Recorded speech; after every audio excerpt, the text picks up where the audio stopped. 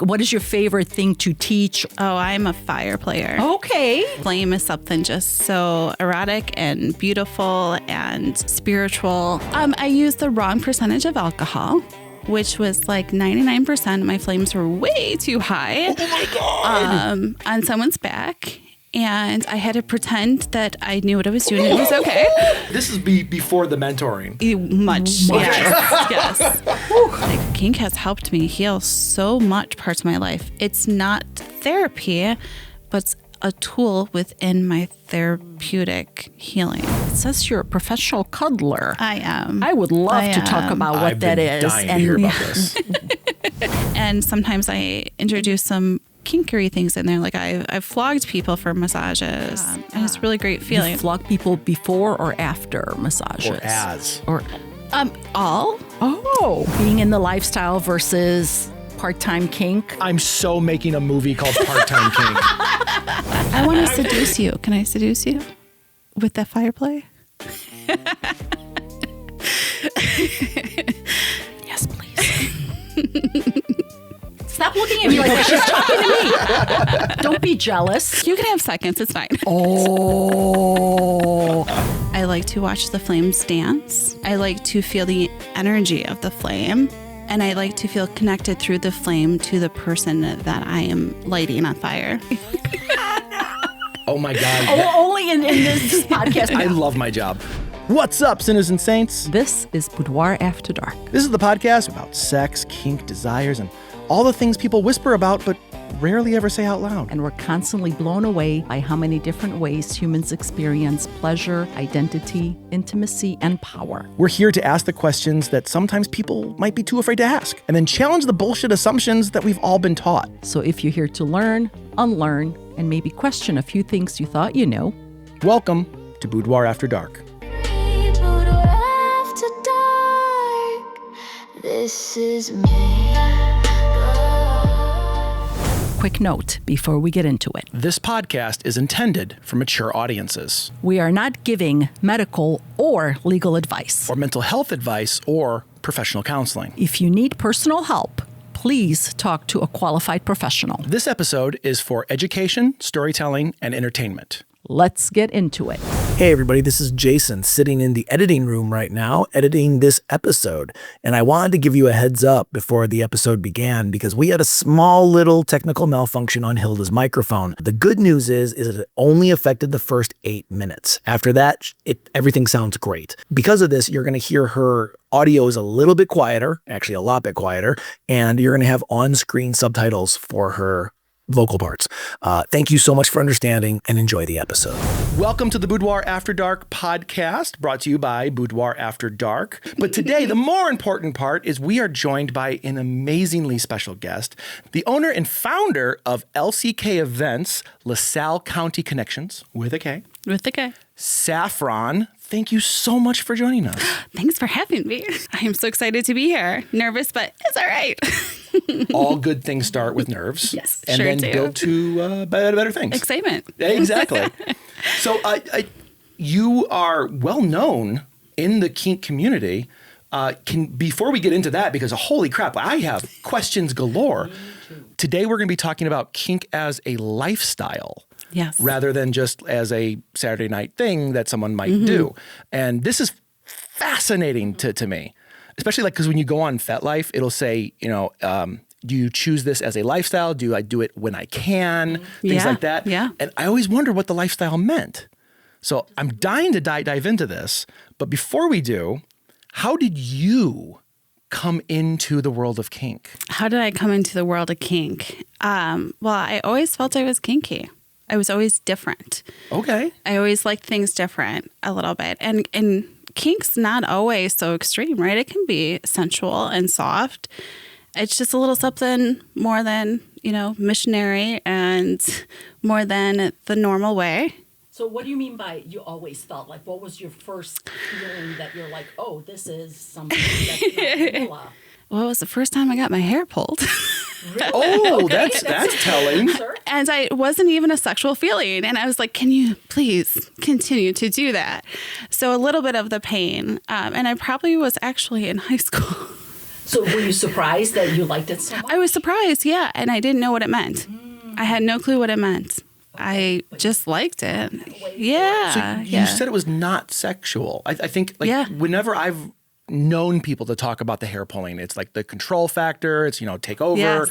But you said it was not sexual. Yeah. Where did that feeling come from then? Where was that attraction? It definitely was not the person. Okay, fair enough. But it was the act of, here's someone petting my hair and it's nice and soft, and that always feels nice. And all of a sudden it was a fistful of my hair in his hand, and I'm like, whoa, what was that? And I'm like, I'm not attracted to you, so I don't know why this is kind of arousing, but in a different way. So did he do it again then? Oh, I let him do it a couple more times. And the door was open. And then I just kind of stayed by myself and, lived life a little bit. And then when I really got into kinkery was interesting into the swinging lifestyle, probably in my 20s. Okay. And I liked being the young 20-year-old girl that would come in with some lovely couples. And you were the unicorn. I was the unicorn. I loved it so much. Insert definition of unicorn. Yeah, fair. Oh yeah, so a unicorn or a dragon. So I haven't heard of the dragon. So a dragon is the male form, and unicorn is female. So it is a person that is not in the relationship. That a couple normally will seek out, or sometimes the unicorn or dragon will seek out the couple. So that was me. And I had a little fun, and I didn't want relationships, or I didn't want a serious thing, but I still wanted companionship, and I still wanted fun. Where did you meet the couples? One of them was at work. How do you bring up something like this? Yeah. Well, they approached me, that couple did. So that was like my shoe-in, I guess. And then that was nice. And we had a thing for a while. And then they brought me to a party. I just observed. I didn't do anything with anyone else, just my couple. Yeah. And then I am also bisexual or demisexual, pansexual, all of those things. You're just a sexual person. Actually, not as much as I would like to sometimes. Okay. By choice or by? Compacted. So demi-abrosexual. So I believe some of that came from a lot of trauma that I endured during life. Some SAs had happened. And then also strange, when I got deeper into kink, I really wanted to know people's minds more than their parts. Yeah. So if you could arouse me by your mind, then we might have a connection and things could go deeper. Mm-hmm. That's sapiosexuality, right? Yeah, that's part of that. Yeah. And demi. There was a 2-word combo used right at the beginning of it. That's caught me off guard. So demisexual is where you need that connection, like you're attracted to the mind, right? Abrosexual is sometimes I may have a feeling of like, I want a one-night stand, let's go do it. Or sometimes I might have extreme, just like general arousal to someone and let's have sex, let's get dirty. And that's called abrosexual? Yeah, and it goes back and forth. But pretty much I stay in the demi / closer to asexual spectrum. So it's a spectrum. All of them are spectrums. Okay. I love that. You could just be without sex and be completely fine until you find that right connection. Then you're like, let's go. And then that abro kick kicks in. Okay. Yeah. Then I'm like, hey. No, I'm just thinking like all the times that I've heard that in bars and stuff. You just hear like, hey. Like that is not to me, but someone is really enjoying their evening.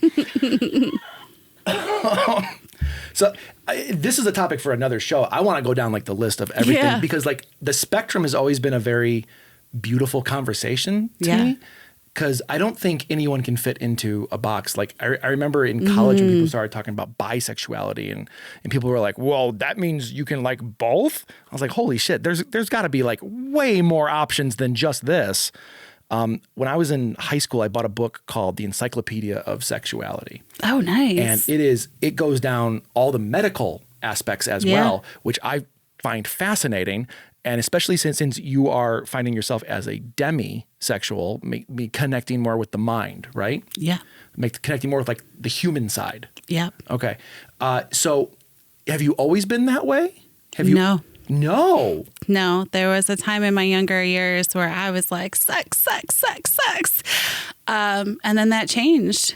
Probably in my mid-20s. Maybe it was after I had my first child. But yeah, then it kind of just changed. Then I wanted to know people. Maybe it was just maturity, but I don't know. But sometimes I do crave it, even though I don't want it. Oh, so that's it's like, interesting. yeah, it's Describe how that feels, because I don't. horrible. It's like you're pulled in direction. It's almost like two people. Like one's got your right arm, one's got your left, and you're going back and forth. You have that good conscious, that bad conscious, and you're like, Yeah. what do I do? Overwhelmed a little bit, and then confused. So confused of like, why? Why can't I pick? I mean, that's got to feel frustrating. At times it is. But it seems like you've come into your own as like, Yeah. I found the balance. I found like what Yeah. makes you, and that's fucking As beautiful. I aged, I did, I guess. Yeah.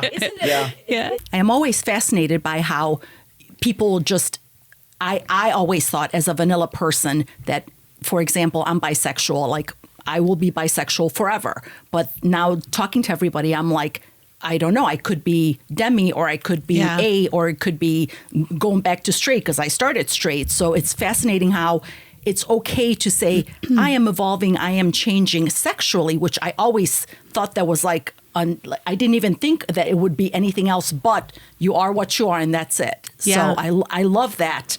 You know, the acceptance of sexual evolution that is embraced Yeah. nowadays, if that makes sense. The fluidity. Yes. The fluidity to be a human. Yes. You know? Yes. So being able to explore and then also say, yeah, this was for me yesterday, but not for today. And so let's go. Not being in the box, you know? Yeah. So yeah. So Expanding. you came into this as a thing that it sounded like you were interested in. Yes. When did it when did it evolve into a lifestyle? So it evolved. Let's see. I did the swinging. I found a serious partner. He didn't understand my sexuality at that time. And we were probably on the midst of breaking up. You know, like you always hear like kids are like, what's your number? How many people you been with and stuff. Well, That's a very kid thing too, isn't it? Such Yeah. a kid thing.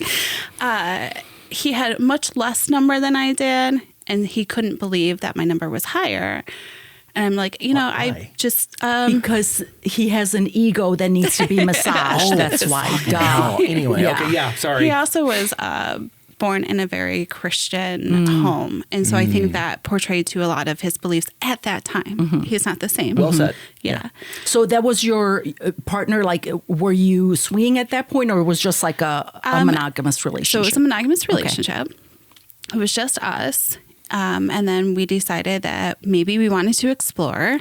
I always knew that I could love more than one person. So there's my non-monogamy coming out.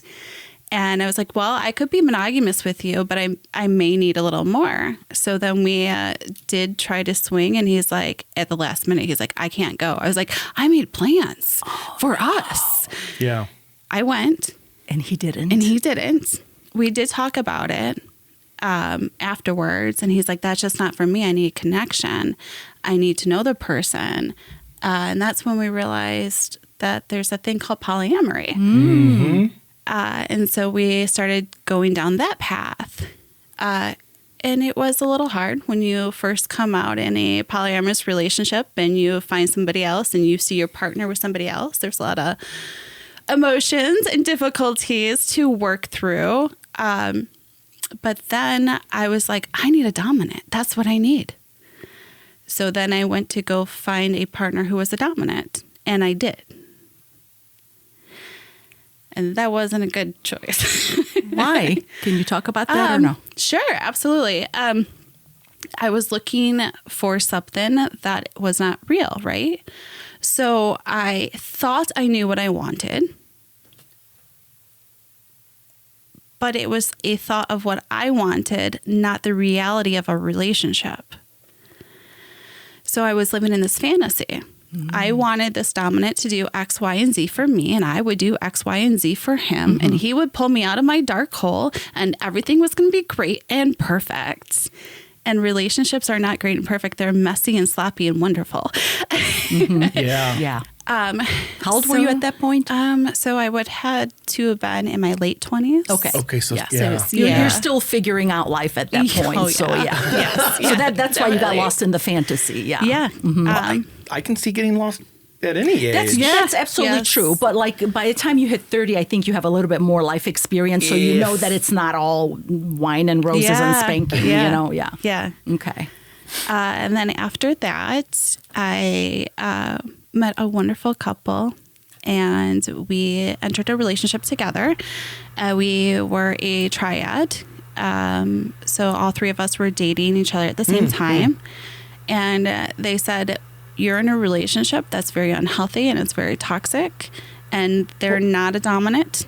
And they're the ones that pointed out they that there pointed was. all out. You didn't see it because I you were know in I was it. lost. I was in it. This was a fantasy. great person. My nesting partner, so the relationship that I was in, my home life was kind of, we were developing and falling apart a little bit as we went through struggles and really found our own identities.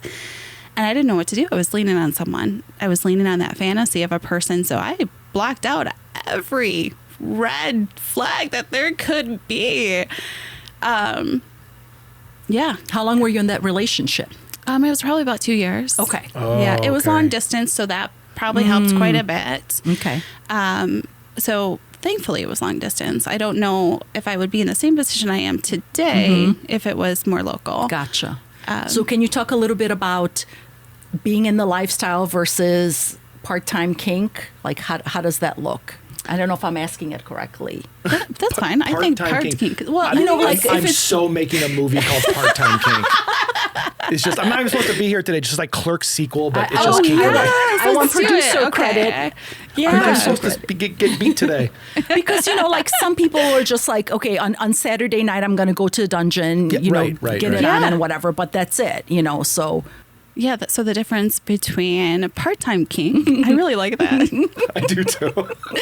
and lifestyle. So a part-time kinkster, or a person that they don't live, breathe it every day. They don't, it's not a part of them, right? So I kind of equivalent to like, okay, your job, right? That is part of your lifestyle. You go to your job, you do your work, you come home, and tomorrow you're going to go to your job and do your work and come home. That's part of your lifestyle. So I equivalent that as lifestyle and kink, where it's, you do breathe it. So you may go do multiple things. You may not be actively having a scene or actively partaking in naughty fun or good fun.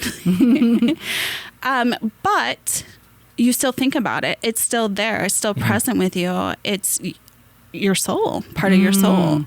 So you can't like leave it behind. You can't separate Right, yourself right. from it. So it's kind of, the way I see it, correct me if I'm wrong, it's kind of like the job that we have. Like we Yes. live it 24/7. Yep. It's like never ending. There's no Yep. coming home. There's no coming no home. coming Like home. we are the business. We feel like we live the business because we love it so much. So Yeah. that's our lifestyle, I guess. So Yes. I mean, I have to ask then, because like that idea seems very foreign to me, to have like another, like, okay, having the job, I get that because I've been like that for 17 years. There's not a day off ever. So like, how does that equivalent to a kink lifestyle? How does a day look in a like kink lifestyle mindset? I mean, it's definitely personal to individually so. to a Yeah. person and how they do it. There's some people that do live 24/7, maybe they're in a master slave relationship and they're in a household together, and that's a 24/7 thing. They have protocols, they have tasks, the submissive or the slave, to their master or their dominant, and they are, maybe the dominant comes home and the submissive is taking off the shoes and greeting at the door, on their knees, submitting to them right away. And and doing whatever they decided and arranged and agreed to in their relationship. And that's all they do. So for them, it's like there's no starting scene and ending scene because Nope. they're literally living it 24/7. Yes. Okay. Yeah. Okay. It's not just implements. Okay. That's It's fascinating. definitely the life. Okay. So feel free to stop me. So Sure. what is your current situation Yeah. in the kink lifestyle? For me, Yeah. my breathing of kink lifestyle, what makes it lifestyle for me is community and finding my people and being with the people that I feel the most comfortable with and other people that are experiencing the same thing. Also, mentoring or teaching or helping people come into themselves. And how do you do that? Well, I'm here. That was the perfect. Wow, she's quick on her So feet. we just made a commercial. There you for go. Saffron. And on that note, you're mentoring. You have a website, and granted, I do. you can pitch this whenever you want. But I want to talk about your website real quick before we get off subject. The mentoring. This is phenomenally interesting to me. What does that consist of? Well, mentoring is each individual has things that they want to work through, or maybe it's questions, or maybe it's they were in a bad relationship or dynamic and they want to kind of decode what happened wrong, maybe something to go forward, or they're just interested in a type of kinkery play. Okay. Sorry, I don't want to interrupt, but so you mentor people, for example, let me just see if I understand this correctly. Would you mentor somebody who wants to learn about the kink lifestyle and how to do something? Yeah. And then would you also mentor somebody who is vanilla and is just like... Curious? Yes. Yeah. Okay. So Yeah. both. Okay. Yeah. So nobody has to come at you with experience or knowledge No. or anything. Okay. No, not at all. Fascinating. Not at all. Okay. Yeah. How long have you been doing that? So officially, as far as making it into like a website and business aspect side of it, that's freshly new. But I would say that I've probably been mentoring people since my 6 years ago Okay. when I really started LaSalle County Connections. Okay. And that LaSalle County Connections can be found where? On FetLife. FetLife, okay. LCK events there, or we do have a website, LaSalleCountyConnections.com. Kink in general, from what we've seen, obviously everyone has their own definition and their own goals and their own mission. Most kink is non-sexual.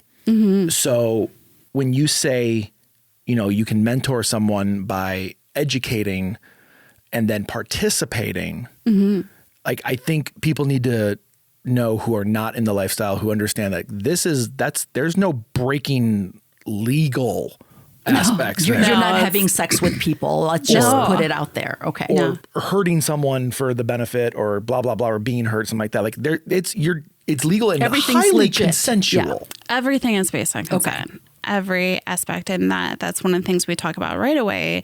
Let's find your boundaries. Let's talk about things. I'm not just going to pick up a paddle and be like, all right, bend over. That seems horrible. Unless you you're into discussed it. that ahead of time. yes. But the discussion does have to happen. Yeah. I always like to, when someone says, I have no limits, boundaries, just do me, whatever you want to do. I am going to try to find the most insane thing to ask them. Can I cut your finger off? And they're going to be like, why would you want to cut my finger off? Well, you said you have no boundaries. Yeah. Like, Boundaries. that's why you Let don't me say add that to your nonsense list. like that. Yeah. 'Cause, people don't know what they don't know. They don't know what they don't know. So Yeah. what is your, I guess, favorite? I don't know if that's a correct word. Like, what is your favorite thing to teach or to... Oh, I'm a fire player. Okay. Tell us about that. Oh, the flame is something just so erotic and beautiful and spiritual and everything to me. That's what I'm highly known for probably in the community at large. My type of play is Fireplay. Fireplay. Okay. Fire massage. Ooh, fire massage. Tell us about that. Well, What I is brought it? my table. I'll show you later. Wait, for real? Let's do it. Don't play, girl. I don't know if I'm scared or excited. I like scared, way more excited. Wow. Okay. So there's a few different ways. There's fire cupping, or actually lighting the flames onto your skin, or I use a wet towel in between to help. But and is this kind of like the pain aspect? Like you feel a little bit of the burning, and that's what gives you the thrill, or is it just the thrill of having fire so close to your body? Or it's a sensual. So it's a sensual play, so not impact. You don't really feel the burn. And if you do, I would suggest that the person who is doing fire on you stop and treat so the you're area. not supposed to feel it. Okay. Yeah. You'll feel warmth. Okay. Like maybe equivalent to a sunburn sometimes, usually like a heating pad. So it's nice and soothing. Okay. But not ouch, ouch, ouch. Yes, Got it. Yeah. Not the sadistic side. Okay. I want to seduce you. Can I seduce you with that Fireplay? Yes, please. Stop looking at me like that. She's talking to me. Don't be jealous. I'm the voyeur. You can watch if you're You lucky. can have seconds. It's fine. Oh, that's going to be my favorite takes. You can have seconds. Yeah, that you're gonna say that forever. One of us is married and one of us is not. So, just saying. Real quick question. You mentioned spiritually. Yes. Yeah. With Can you the touch flame. on that a little bit? Because that's super intriguing. So to me, lifestyle is not just, here's this thing I do. It's intentional. It's, mind, body, and soul. So really getting into what I'm doing, setting intention to my type of play. And I can feel that with fire because I feel fire is very ritualistic to me. I like to watch the flames dance. I like to feel the energy of the flame. And I like to feel connected through the flame to the person that I am lighting on fire. I guess she's saying. Oh my God. Only in this podcast would you say, like, I love my job. And it's very healing to me. On top of that, so there's that part of like the give and take and the sensuality and becoming one in the moment. I really feel that with the fire versus like caning or flogging. Not so connected for me. So is there also like, I'm still learning is there like a fire top and a fire bottom? Like what are the terms for the person who's doing versus Fire top, fire bottom. Yeah. Okay. You got it. Oh man, I got something. I thought for sure it was going to be like a cinder, spark. I do call the people that come to my workshops, I do fire play workshops, and they're immersive. I want you to touch the flames. I want you to know what I'm talking about. I'm a hands-on person. I can listen to lecture all day long, and then I'm going to go home and I'm going to mess something up. Right. I did the first time. Oh no. I think that's kind of like a rite of passage. It is. I used the wrong percentage of alcohol, which was like 99%. My flames were way too high. Oh my God. On someone's back. And I had to pretend that I knew what I was doing. It was okay. This is before the mentoring, I'm guessing. Much. Yes. I was a baby kinkster. Fair. Oh my God, baby kinkster. And that's my new favorite term now. I watched someone, she's my mentor, but she doesn't know she's my mentor. Been to a lot of her fire classes, and I was like, I'm going to do what she does at home. Oh. But I'd never played with it before. I was just mimicking. I had my notebook. I was like, I can do this. And I just grabbed the wrong alcohol. Okay.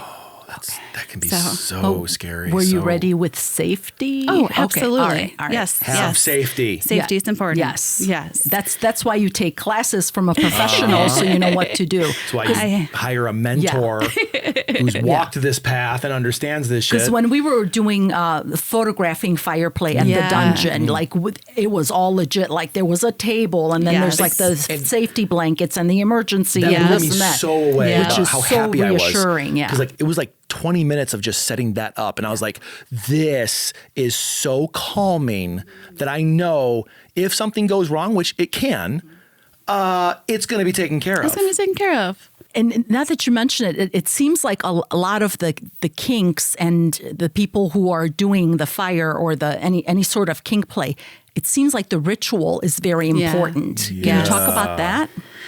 For me, the whole part of the scene, like what did we negotiate? What did we set up? What are we doing? And it's dependent on who I play with. Like my close friends, my partners and I, sometimes we don't plan as rigidly.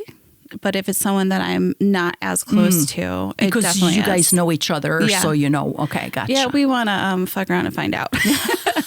But if you trust people, Right. you Yes. trust that they're going to do the right thing. Yes, that's important. Yeah. I trust them all immensely. But so the rituality, like I'm opening my kit. It starts when I open my kit. I'm going to start.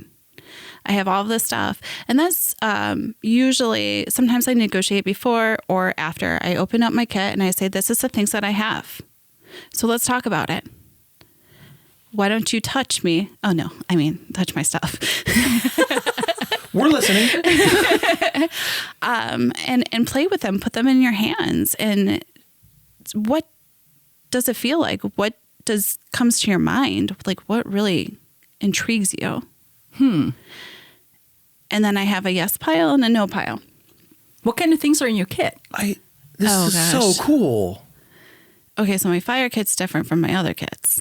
Fire kit, since that's what you Yes, said that you okay. were into. Yeah. Okay, so I have a book bag that is like a photographer book bag, and it has my cups in there, and it has some wands in there. So glass fire cups, bamboo fire cups, my safety blanket, my lighters.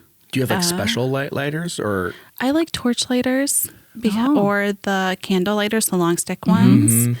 I feel like they're fun. All torch lighters are always fun to me. I'm like, shh. Yeah, I like that burst. Yes. And also they last longer. So. Very true. My alcohol. I always have a bottle of water in there that I carry. Yeah. I usually have towels. My burn cream is the most important thing. But I also have a travel first aid kit that is with me always. And then there's some lotion or some oil to help soothe the skin after Fireplay. That's really considerate. Yes. Yeah. That's how professionals do it, man. Apparently so. Yeah. I like to make sure my toys are nicely taken care of. And now I know that toys are not toys. You're gonna They're say this people every episode. time, Every I episode you're swear. gonna say I this. mess up on the first one, and it's like, I am learning, people. I am learning. So, you have found your identity. You have Yes. found your like. What's a good term for that? Like, is identity a good enough blanket term, or is I there think a better? identity is, yeah. Like, Identity, character, persona. okay. Yeah. I want to dive into this. I want to dive Sure. into like how you found your identity, what an identity actually looks like, a scene name. How you Scene choose a name. scene name. Yeah. Or is it chosen for you? Do you choose it? Oh, it could be both. Okay. It definitely could be both. For me, like the name that I go by now, Saffron May, was not my original scene name at all. My original scene name was Learning the Fun. Learning the fun. Yeah. It's like your first email. It's Yeah, kind of it is. clunky and It weird. is. And yeah. My first few emails were bad. Yeah. I was like, I don't know what I'm doing. I'm on the site. I'm super excited. I'm just going to learn. Okay, let me learn all the fun. Okay, here we go. That's It made sense at honest, the though. I like time. that. Yeah. Yeah. You weren't hiding behind like Ragged Skull 13. So how That did you might have been choose mine. Saffron May? You know, I was watching a movie and this character's name was Saffron. I said, oh, that's really pretty. That's really pretty. And it's close enough to my legal name. So if I turn my head to the beginning, I was like, oh, okay, I can do that. My ADHD mind will know to be like, oh, they're talking about me. You're in good company. Yeah, for sure. And then I really researched saffron. So what is saffron? I thought it was It's a herb. It's a spice. It is a Yeah. spice. I've really used it to cook expensive. with. Yes, It's very expensive. It's unique. It's not everyone likes the taste. It's also that fiery red orange. oh, So brings into my Fireplay. Did you know it was that before you chose the name? That it was that color? Yeah. Wow. I did. Okay. I did. Yeah. And it's very rare, right? So like a flower does not produce a lot of the little saffron in it. Mm-hmm. You know, I think you only get 1 or 2 plucks of the saffron from the flower for the spice. And I'm like, oh, okay. And pretty much all my life, people are like, hey, you're a rare breed. Like, you're a rare person. Like, the compassion that you have for people is not something usual. I was like, okay, whatever. Like, you're just trying to boost my ego or something. But then I was like, you know, I also needed a name that gave back and honored those people that would tell me things too. So it was a very intentional setting when I changed my name. I took a little break from the larger community during that time. So when I came back, I really wanted something that spoke to who I am. Mm. And also, it's just pretty. It is. It's so pretty. Does the May have any significance? It's also very close to my legal middle name.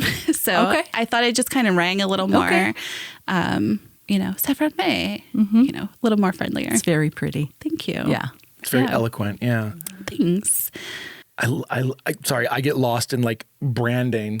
You know, like the meanings behind things are always like my favorite things. Other business. Oh, yeah.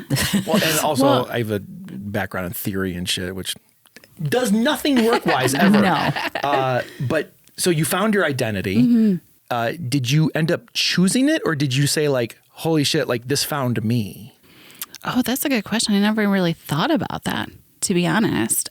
So I guess it just came to me. It must have, you know, watching that movie that had nothing to do with kink, by the way, at all. All the better. That means like your brain's connecting dots between other things. And then it just exploded from there. And I was like, I really like that. And then I totally geeked out and was like, what does saffron mean? Because names have meanings, right? Yep. Right. And I really like that. I like to like research names and be like, oh, what does that mean? Yep. Oh, yeah, I could see that in this person. Yeah, absolutely. So it kind of just felt fitting. So did you have the name Saffron before you found that you're into like the whole Fireplay thing, or did that come after? It came after. Fireplay came after, but I always loved the flame. Like, it was always a part of me. I'd be out there in, you know, my bare feet at the bonfire all year round if I could, you know, and sitting there watching just those fire flames go up and the beautiful color and the dances that would happen, and just until the fire went out, and then I'd be like, oh, the sun's coming up. Okay. Yeah. So what was it like when you discovered that fire can be a kink and it could be part of like this connection that you know you have with others? Like, did that just like hit you like a bolt of lightning? Well, that first fire class that I ever took at my first convention, and I watched this wonderful human just I memorizing, like, and still to this day when I see her, I'm like, I love you. Aww. That's nice. That's a good connection. Yeah, it is. Yeah. And that's when you're like, this is what I want to do. This is what I want it done to me. This is what I want to learn. Like, what were the next steps after that? The next steps were just, I'm going to start taking a whole bunch of classes now. And every time I see Fireplay, I'm going to just do that. And this was at Kinky College? This was at Kinky College. Was it during tapas? It was not during tapas. So that first year that I went was like 2016, 2017. Was there even tapas at that point? Probably not, right? You know what? That's a good question. I don't really remember so much. And why are you bringing up tapas so much? Because what else do you do? Okay, so years later. Just skipping that whole story about everything else. I am tapas chair for Kinky College. So everyone at KK, you're welcome. Yes. And for the vanillas, explain what tapas at Kinky College is. So tapa is like the Spanish cuisine. Yeah, cuisine. Thank you. Yeah. Oh, yeah. You know, well aware.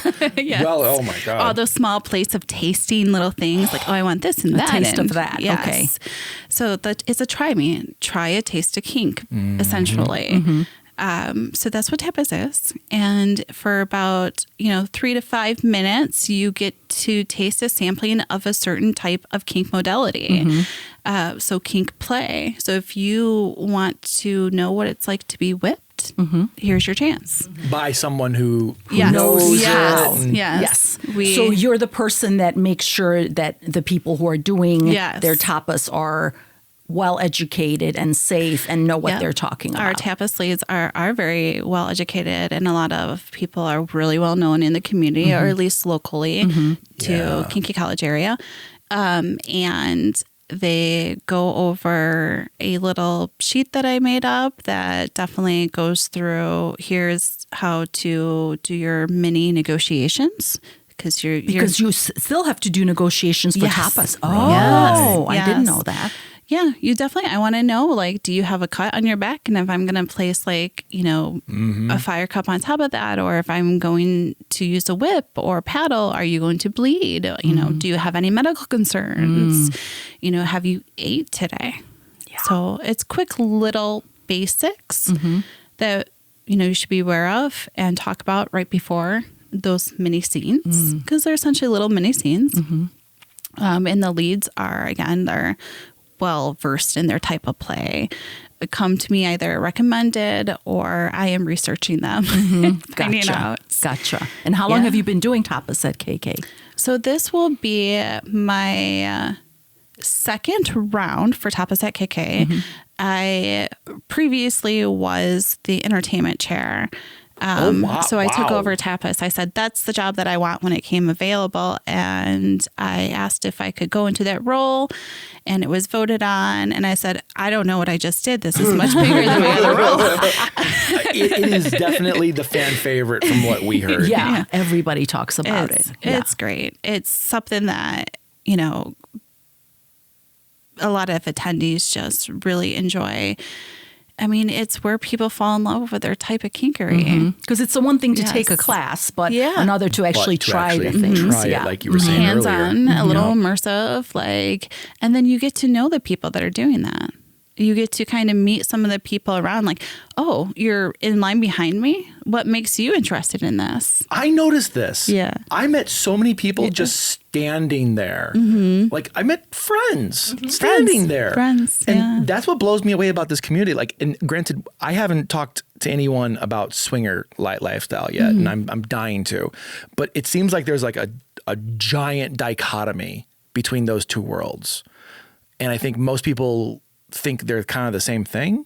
And I know it can be. Yeah. But the kink community is so loving and like welcoming. widespread. And I got to say, the one thing I was really nervous about, we went as vendors to Kinky Yeah. College. So I'm like, if I talk to somebody, they're going to think that I want to have sex with them or be beaten or whatever. I remember that. Nobody thinks that. No. It's like, No one like did. you can literally just talk to people about their clothes or the Yeah. toys or whatever. Nobody assumes I that talked just to a guy because. about 3 hours about jeans.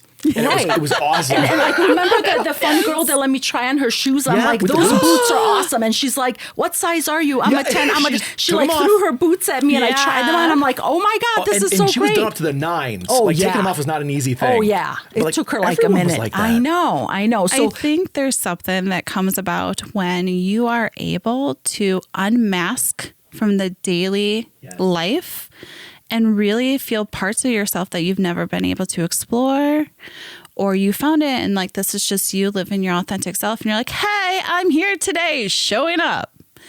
And you're like, oh, you like them? Well, you should probably have some too. Like, here, yeah, let me throw you my boots. That's Yeah. true.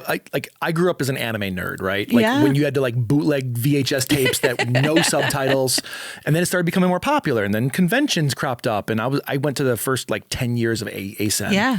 So see, like the correlations between the communities are really similar, Yeah. less hitting. Well, you'd be surprised of how Fair. many anime people are kinksters. Oh, yes. and I then could tell swingers by are the kinkers. outfits, yes. I'm noticing by Yeah. the cars. Like, oh yeah, when with you- the logos when on there. When you and- go to yeah. like a meeting or like a group meeting or an outing, yeah. you always see like the anime stickers. I'm like, oh, double my people. yeah. Yeah. It's nice. Communities within communities within communities. Yeah. And then all of a sudden you realize, like, wait, I'm not so alone. Yeah. And isn't that the most important thing is everybody wants to be, they want to feel like they belong somewhere. Yeah. They want to be accepted. And what I'm trying to wrap my mind around the fact that I haven't discovered, and well, I'm lying. I did discover a couple of new things, but I haven't done anything, but I still feel welcomed. I feel accepted. I feel like I can ask all the questions. I feel like I can flirt with people and play and tease a little bit. And it's like so welcome, because I know that unless I sit down, using you for an example, and say, this is what we're going to do. Here's the negotiation. We both agree to it. Nothing's going to happen. So it's like, people shouldn't be afraid of going and finding out and even just exploring what might be for them, even if nothing comes of it, because it's just like, I've never had such acceptance and a feeling of belonging like I had with the kink community and the people I met. Yeah. It's amazing. I think a lot of people hold shame in their daily lives, and especially like this is something I've talked about for years, but I think everyone has a thing that they think no one will ever understand. And they keep that secret and they have the shame about it until you talk about it and realize, oh, not only is it not shameful, there's a giant community of people over there that are welcoming you to come talk about it. Yep, 100%. Yes. You too? Let's go. Yeah, exactly. That's exactly it. It's like, oh my God, I have a banner. Let's go talk about it. Yeah. You want my sticker? Yeah. Right. We want all the stickers all the time. That's true. I do want to go back to your website for a minute, because when I was looking at it, the one thing that totally jumped out is that it says you're a professional cuddler. I am. I would love to talk about what that is dying to hear about this. what it's all about. Oh, you like cuddling? Who doesn't? But I never heard of a professional cuddler. Yeah, so professional cuddling's industry really boomed probably about 12 years ago now, to make it a profession. And there's actually courses that you can take for certificates and stuff. Cool. I am certified as an international professional cuddler. How? What is the difference? So I found a really good website and a person that did a lot of work, and this is researched it's a class, it's a course. It's not, okay, I'm going to go in and do my quiz and I'm done. No, you have to submit papers and then take tests. And we're talking about consent. We're talking about what happens to your body. We're talking about what happens to your, person who you're cuddling with, what happens to their body, how to react in situations, Right. and so forth. So it's serious. It's not just lighthearted, but also then it's cuddly fun, right? It's fun for everybody. So who would hire you for such a service? Oh, so many people, different type of people. So there's been people that were touch deprived, maybe as children, that in their adulthood, That was my first thought. they really have a hard time connecting with sometimes their spouses, and they don't know how to do that. So I've been hired to help facilitate them relearning how touch is good. Some people that have had traumatic trauma in their lives, maybe through SA. Aren't most people touch deprived nowadays anyway? Oh it seems like you're not getting enough hugs from people. Or at least the conversation is being more welcomed and open. And there's a lot of times in the beginning of the session, where we're not cuddling right away. We're talking, why'd you come see me? What's new? How can I help you? Being a human. Yeah. And I'm sure they fill out paperwork and everything. Yes, so I do have an intake they're form, not they're not showing up expecting a handy J, and it's like, well, some people do. Okay, That's where how I do you wanted to deal ask, with that? I reject them. Rightfully so. Yeah. And it's stated everywhere from the very beginning. I'll do consultation calls first, or whether that's phone call or video. And this is non-sexual. This is not sex work. It's emotional work.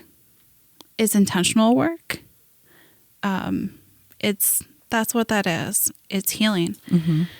So the people that want more, they definitely show their true colors in some of the language that they talk about, you know, right away from the beginning. Or they're like, and so what else? What else do you offer? Okay. So you know right away. Or I have $20 more. And Cool. like, oh. Go grab a sandwich. Yes. Yeah. Wow. Wow. Okay. On top of the physicality attachment that could happen potentially with Yeah. that, what about the emotional attachment? Like, I would imagine someone who's touch deprived might slip into that mindset of emotions. Like somebody that's a regular. Yeah, I did have a regular that did. We're still really great friends.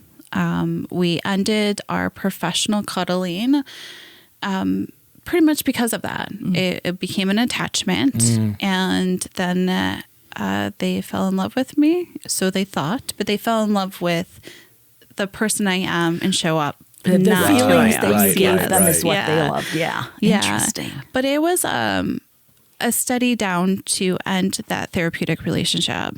It was okay, we're going to slowly step away from this. And there was by the end, our last session, we sat there kind of like we're doing right now and just across the table talking. Okay. But they're one of my best friends now. That's great that you were able to transform that relationship to a friendship. That's wonderful. And speaking of that, because that's a great transition, evolving as in the kink lifestyle. Yeah. You mentioned before we started recording about having multiple identities, having multiple lifestyles, I guess. Would that maybe Identities, roles. Roles. Thank you. Yeah. Can you talk a little about that? Because that's super interesting. Sure. Well, we're complex people, right? So what I really love about kink as a lifestyle is you are able to explore all sides of you. You know, there are people that have more of a small or little that they want to express, whether that's regression to age because they feel safer. And you can express that. Whether it's that rebellion teenage life and you want to express that. Maybe you are so dominant in your everyday life. You're just like, I just need to be more submissive and let go of control so I can do that. But the best thing is if you want to do all of those, you can. You can. Today, I am going to go to a convention and I'm going to be a dominant. And I'm going to bring my friend and they're going to be my submissive. And we're going to play this role. Because I get to insert that at the space. And then tomorrow, I want a daddy dom and I want to be cuddled and read a nighttime story to, and I want to cry and I want to feel safe. So I can go do that. So you get to explore the fluidity of exploration. Yeah. Love that. I gotta write that down. That's a good name. Yeah. Can you also, it was something, it was like baby... Baby Kinkster. Baby Kinkster, Baby yes. I want Kinkster. that on a t-shirt. Write that down. Oh, yeah. Yeah. I'm a baby kinkster. I know. Isn't that great? I love that. So can you talk a little bit about the swinging lifestyle? Because you were in that for a while as well. Do you still consider yourself a swinger? I do not. You do not? I do not. Because you're not in the lifestyle anymore, correct? Correct. Okay. Correct. Would swinging be considered a kink? It can be. I think it's like how you choose the identity. Okay. So there are some swingers that are in the swinging lifestyle and also in the kink lifestyle. And there's a term that was coined and I totally forgot it, but it was kind of a mix between the two, like squinker. No, I don't know what it is. I can't. I'm going to mess it up. Got it. Okay. And So there's some educators that actually talk about that, and they'll go to kink conventions, they'll go to swingers convention. And there was a time where it was like you were either a kinkster or you were either a swinger. Okay, and so there that's was no my flow. misconception. Yeah, that's the way I imagine things would still be. Okay. So there's probably in the past 5-ish years or maybe a little less, like there's been really this transition of exploration of intertwining and really feeling confident of that. Because there was a lot of like judgment of like, well, you're not with us, but it's like, but we are. The us versus them mentality. Yes. And like, Yeah. that is like the one thing I am not seeing that much in that's so the great. community. Yeah. I think because people who run the groups, they're very like, okay, you're either Safety yes, like I've learned a lot. I can say Donna's name because she uses her name, but I've learned a lot from Donna. It's like you either follow the rules or you don't belong here, and there's a group for you somewhere else, but this isn't it. Go find it. So you're taking care of your group. You're, which I fucking love that so much. Well, it's so great that there's so many groups out there because they offer so many different things. You know, if you want the LaSalle County Kink Connection. Yes. And also, if you want to plug your website, what's your website? My personal website is on my FetLife. Well, will be. We'll put it in the links below. Yeah. We're going to blow that. In case, because I'm saying like a professional cuddler is very appealing. Yes. Yeah. I mean, yeah. I just actually finished the website. That's why I'm like, wait a second. Gotcha, Did I get my domain yet or not? Hold on. Okay. So we'll wait. Gotcha. Before I was just sending people PDFs of what I did. And there are, for the cuddling, there are actual websites that, secondary websites where many different cuddlers are on, and you just kind of find your person. Oh, interesting. wow. Like an Angie's List of actually. comfort. Wow. Yeah. Well, maybe they have the back scratches for you on there. We'll have to take a look. One of these days. You know, you probably One of these could days. ask, because that's the other thing with the cuddling is like sometimes you can ask for some different things along those lines. Okay. And some people might be, okay, I could integrate this into. I'm also a massage therapist, so I integrate fire and I integrate cuddling and I can do all these things. Yeah. And sometimes I introduce some kinkery things in there. Like I've flogged people for massages, and it's a really great feeling. You flog people before or after massages? Or as. Or all. So you could do before as part of warm up for the body, or you could do after as kind of like that nice feeling of more of a thuddy, bring you down type of thing. More of a thuddy, bring you down type of thing. Something that keeps coming up in my head as we're talking about this, as a professional cuddler, as a professional mentor, as someone who is very educated and in touch with the community, you end up being a psychologist on like so many different levels. Where is the consideration of like legality come into that? Because I know like in order to be a psychologist, in order to talk with someone about their emotions and how their brain works and chemistry and yada yada, I cannot diagnose you. That's Yeah. And then they go through all this education because they're held liable if they misdiagnose, if they recommend the wrong thing. Where does that cut off with yours, with your lifestyle role? So in all aspects of what I do, if someone is emotionally distraught enough where they need help, and I can't help them, and I know that I can't, it's not in my wheelhouse. I have friends that I can call. I have referrals to give. In the past with a cuddling client, I had actually worked with their therapist along the way. So we worked towards each other. That's amazing. That's so cool. It is so cool. What's even cooler though is like there is this program, and I'll have to tell you guys the name later and get you the information. But basically, it's the same thing with kink. So there are like therapists that will refer some kink like professionals to do a scene with or something along those lines for a therapeutic kink type of session. So I'm so intrigued by that. I don't know a whole lot about it, but I was like, yeah, that's cool. Okay. And this is blowing my mind because like this is the epitome of give a shit about another human. It's not about like, well, what's everyone going to think of me if I recommend a professional cuddler? No, you're literally connecting to a human need. I think that's a value there, the needs and how we receive needs. Everyone has individual needs of what they need to express or how they feel comfortable doing that. Like, and if we go back to kink, like kink has helped me heal so much parts of my life. It's not therapy, but it's a tool within my therapeutic healing. That was really well said. Yeah. Thanks. I have a question. What do you think is the most important thing that people should know but don't when it comes to kink? And what are some of the mistakes people make in that field?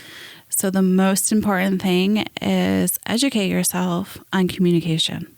Just communication. And how would somebody do that? Keep asking questions and go on websites. Go on therapy websites. Look at blogs. What kind of websites? I think that's most important because let's go to Reddit. And just read some random person there's some good Sometimes people there's on good Reddit. things. I do like Reddit. Yeah. And search about healthy communication styles, nonviolent communication. What is negotiations? How do you communicate with a partner? How do you communicate with your boss? Any type of style of communication will help you, but you do need to be able to learn how to communicate with other people and then also how to say no. How to say no. It is a superpower, and that's what I've always considered. Saying no is a superpower, and it's very easy to can't say no. It sure is. Especially for women. Yeah, because we were raised to be like, be the good girl, keep the peace. Don't ruffle feathers. But like no is, it's a powerful tool. It's a powerful tool. For protection and sanity. And no is also a complete sentence. It's a complete sentence. It's a period, not a comma. Absolutely. Yeah. I'm learning. Something I'm picking up because you just mentioned all these great avenues like that people should be like, what should someone know who's new to it? Like what should everyone know? And I think when you are in a career, when you are in a lifestyle, when you are in something so deep that you know what it takes to do things, right? You look at it as, hold on, there's steps you need to take before you jump in. Like for instance, I teach an editing class and everyone just wants to like, oh, I just want to do green screen. I want to do this kind of stuff. I'm like, hold on. You need to know how to open the program without baby steps, getting that bigger stuff. Like you can do that bigger stuff, but you're going to fuck up or something's going to go wrong or something is not going to go right. Yeah. And if you know the precautions leading up to it, if you know how to negotiate, if you know how to communicate, if you know the parameters of everything, it feels like once you get into the thing that you're interested in, it's going to work that much better. Yeah, it definitely does. The growth there. Growth. Oh my God. I just talked for 4 minutes and like the growth. Okay. He'll use 75 words instead of one. Okay, just I understand. Because, I'm doing really good today. Of course she understands. I over-explained it for 5 minutes. Yeah, no, the growth is really important, and it's, it's a learning road. I'm still learning. I'll never stop learning. I don't want to. That is my life credo right there. And the mentors that I look up to, the people that have been in this lifestyle for, oh gosh, I don't know. Like they tell me 30, 40, 50 years. I was like, what? Okay. So tell me more. Yeah. It's so amazing. It is. Yeah. Like the previous episode, we had somebody that was in the lifestyle since he was a young man. And they had to hide it. They had to hide. Because there was no websites or cops would anything. come. Yeah. Like it was a big no-no to be kinky. I didn't know that people got arrested. I mean, that's just insane to me how far we've come, at least in that aspect. It's so great. Discussing identity really quick because I'm utterly fascinated by the different types of identities, and I don't think there's ever going to be a possibility of a complete list. I don't know the complete list. I don't have the answer for that one. It would have to be astronomical, right? Because like the combinations alone would be intense. But can you like walk us through some of like the more popular or more common identities that we see or roles that we see? I mean, there's definitely master and slave and dominant and submissive. And can you explain a little bit, just a really quick... the difference between those? Yeah, because we get confused. Yeah. So a master is dominant and a slave is submissive, but the roles are different. So a master slave... typically is a owner, like the master is the owner of his slave or her slave, or their slave. And then a dominant and submissive doesn't necessarily have to have ownership to it. So it's more broader. Master slave also has different aspects to it, as far as there's Agorian lifestyle that is master slave. And that's complex. We don't have time for that. Okay, got it. But correct me if I'm wrong. Is the master slave more like they are living the lifestyle like almost all the time? Like you said before, they bring the slippers or whatever. Most of them do. I'm asking her, shush. Oh yeah, sorry. I thought I was being interviewed. Sorry. Don't be mansplaining stuff. Oh my God, I was. Jesus, I'm sorry. Yeah. I'm sorry. It's okay. He sometimes slips. I got to correct him. So is that my assumption? Is that something that is ongoing with the master slave, like they live it 24/7, versus the dominant submissive, which might be just like, hey, let's get together at the dungeon and do X and Y? So I think it's personal. So it can go both ways, because you could have a dominant and submissive relationship and still live it 24/7. The master slave, to me, I view that as a more serious heart-led thing. Where maybe the protocols are a little more stricter, or the understanding stricter, the devotion is stricter. Can you give an example? By being The stricter. rituals, stricter. It just may be more along the line is, we discuss this. This is how our life is going to be.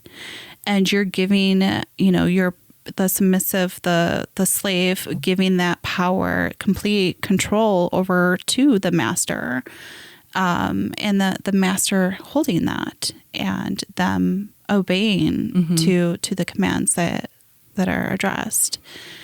I don't know why, but my mind went to, well, that could really get out of control if you give all your power away. So can you talk about that? Like, Sure. Is there still guidelines in place? So it goes to the individual relationship, and a lot of those relationships do have contracts.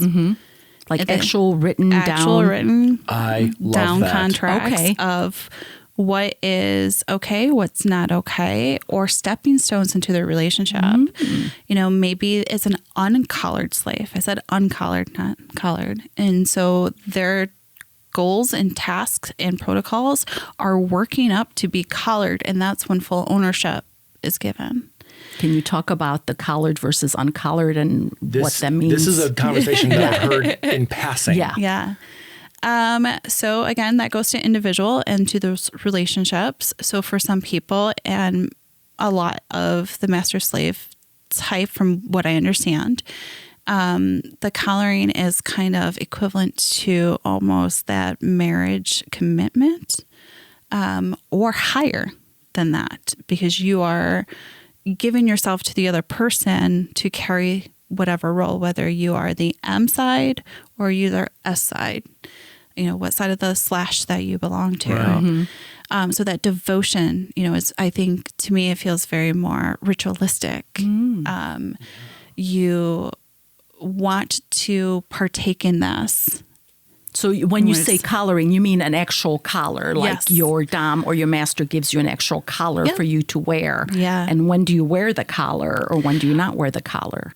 And a lot of master slaves, if they have a collar, it is a locking collar and it stays on, unless it's their house collar, which could be different.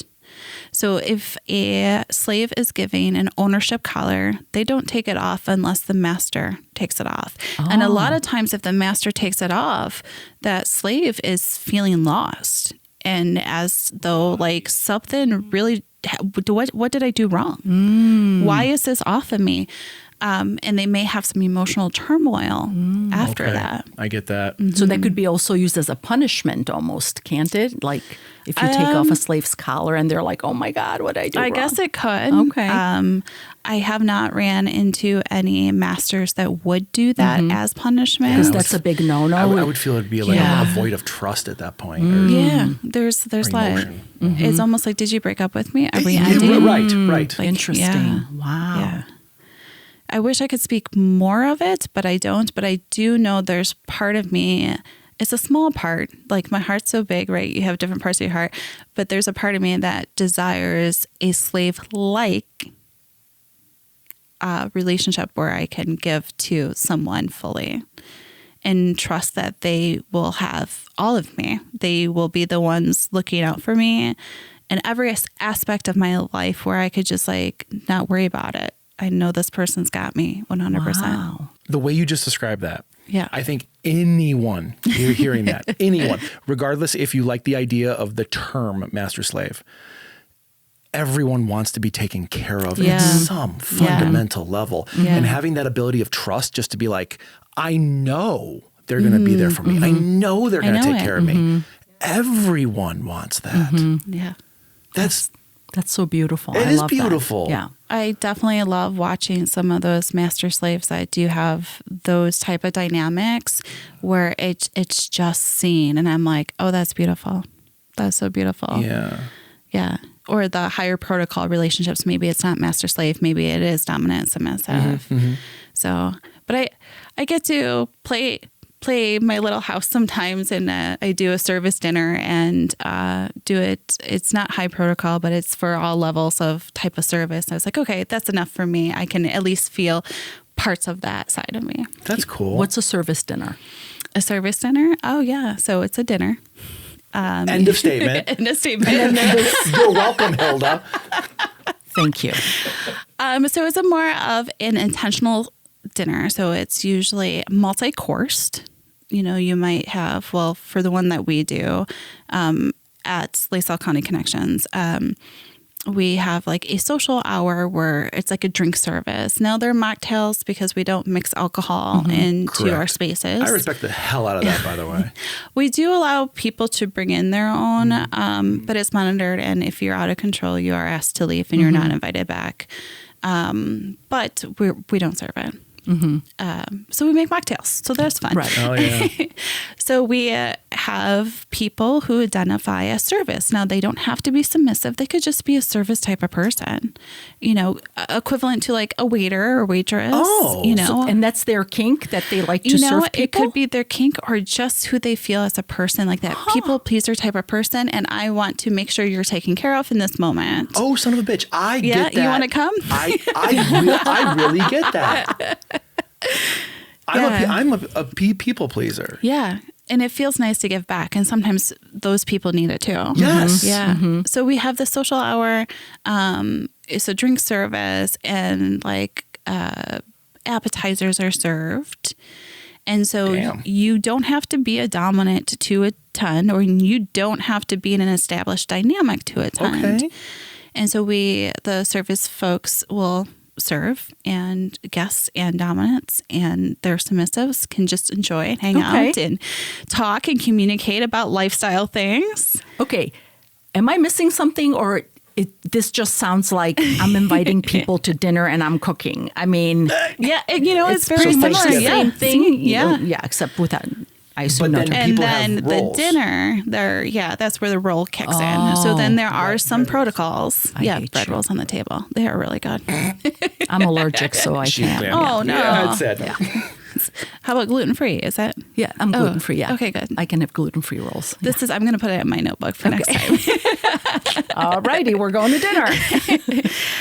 So when the dinner actually happens, then it's intentional, and we have a head of house, and that person kind of takes care of everyone in the room. They are the ones making sure everyone's engaged in conversations. They say, come to my table.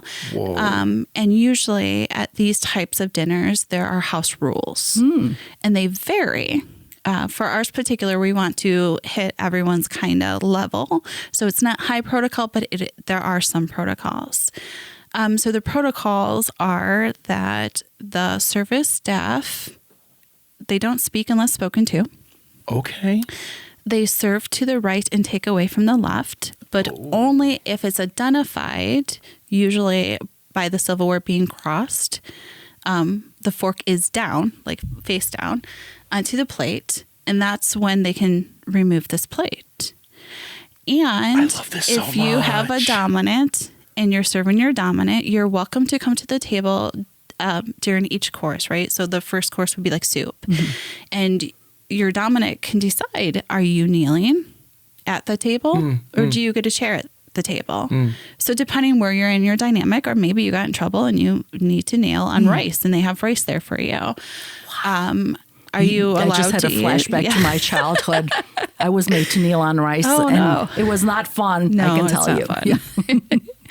And it could be too, where all of a sudden, like, your dominant says that you can't eat until I take my first bite, or you can't eat until I feed you, or you are not allowed to have anything on your plate until I physically put food on your plate. So we kind of bridge that gap there of like, your dynamic is your dynamic. So at that point, however you want that to roll out. So you can really be in public with your kink friends who understand and are not going to judge you. Yeah. So there's a house rule, and then there's a dom sub rule. So you could still have both things play out. Interesting. Now, in the higher protocol dinners that people do have, it's house rules, and you follow my rules, and this is it. Gotcha. So they may not allow space for that. But so everyone lets them know when they're being invited, this is what's happening, so you can choose to go or not. Okay. Wow. Yeah. That's fascinating. And after every course, the service folks clear the tables and bringing stuff back to the kitchen, bringing the next course out and follow. And then we have after dinner drinks with desserts. Awesome. Oh, desserts. You have to have the desserts. And just for the people who are watching this, who are not into the kink lifestyle, I want to make it abundantly clear that the service subs or the service people, they are enjoying doing this. They're not being forced to do it. Nobody's it's a consensual thing. It's very consensual. It's not like being a server. Like, like, I was a server. Yeah. You get paid shit. You get paid shit. And you hate your job and you hate your clients. This is an enjoyment factor. Yeah, this is. And it's so cool. And what would be the reward for the service subs or people? So, I mean, it would depend. Like, so part of the reward is you get to be in your headspace, in your role, or your heart. That's what I was thinking. You get to fully immerse yourself into who you are. You get to follow these tasks. You may get those atta boy, girls, good job from multiple people, or just the sense of, yes, I'm here being authentically who I am, showing up for myself, or showing up for my dominant and taking care of them and really feeling that sense of peace. Because it goes to what Donna was saying in episode 1, that you reach a subspace. So it's kind of like that you're like in this la la land of, like I am doing the thing that I love. So even service subs then will go to a subspace somehow. They get something out of it, I assume. I could see that people would go into a more floaty headspace, being able to live their true identities in that moment. And just really feeling whole, right? That wholeness. Like, you go through everyday life and there's sometimes you just feel like empty in some aspects. You're like, I'm happy, but I just don't feel full. And then you can go and do something and you're like, this is passion. This feels filling, is fulfilling. I am happy. Oh, wow. So it's more of like that headspace. So it's not necessarily a subby space. Gotcha. But just contentment. I think contentment's the word there. Oh, I love that. But the fun part is service people may be nude or almost nude as they're serving. Or in like really sexy wear or kinky wear. Okay. And usually at most of them, the guests or the dominants are dressed very formal. So it's a fancy dinner. I love the dichotomy. Wow. Yeah. You've had fantasies like that, haven't you? Yeah. I'm only asking the white guy here. Desserts. You idiot. Yes. Okay, but are you on the table and are the dessert tray, or are you just eating the desserts? Body by sugar. I am eating everything. He's eating the desserts. So, Saffron, unbelievable. Thank you for coming and Thanks for having me. And educating us. Yeah. And like opening our minds. You're definitely coming back, by the way. Oh, yeah. Please do for have sure. me. I'm Yes. literally taking notes for like next if time. I could be by good-looking people all the time, every day, it'd be great. Oh my God, keep flattering us. You'll definitely be back, you know. I lost words. Oh, God. Listen, people out there, the international professional cuddler, where can people reach you and where can they find out more about you?